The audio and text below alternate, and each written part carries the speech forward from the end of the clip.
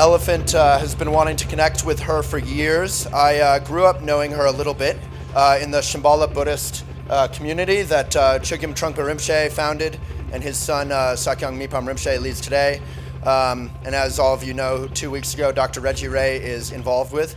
So Dr. Judith Simmer-Brown has been chair of the Religious Studies Department at Naropa University. She's the author of a fantastic book, Dakinyu's Warm Breath. And she brings together a lot of different things, which we're going to discuss in just a moment, so stay tuned. Dr. Judith Simmer-Brown.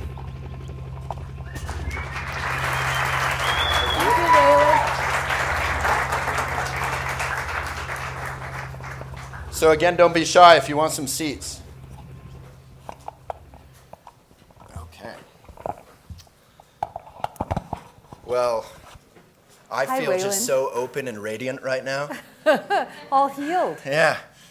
Yeah, my ego lately has been getting a lot of wounds, so I wish that it would heal and just fully manifest again. And So you found your ego then?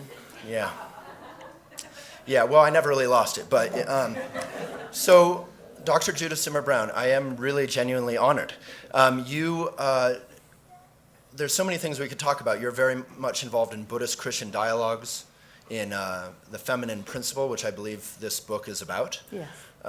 And you also, I read online, it's a fantastic, for people who are familiar with the internets, I recommend you go onto the internets and check out this article that is there on it, and you can read it. That's about Buddhism and consumerism, which is something I, someone who sells ads for a living, am completely against, personally.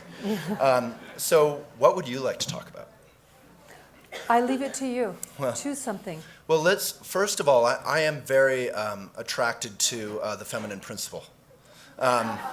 So is feminism the same thing? I'm guessing you're going to say it's not exactly the same thing, but how does that relate? It's not the same thing, although I think a lot of people who've been drawn to looking at the feminine principle have come from some kind of feminism interest. Certainly that was true in my case. Yeah. But feminism has been primarily a political movement, and the feminine principle is an aspect of Tibetan Buddhism that Trungpa Rinpoche emphasized a great deal in her early years of teaching in the West.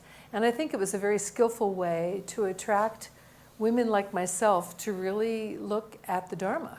Mm-hmm. And at first, of course, I thought that maybe the feminine principle had something to do with feminism, but not exactly. The feminine principle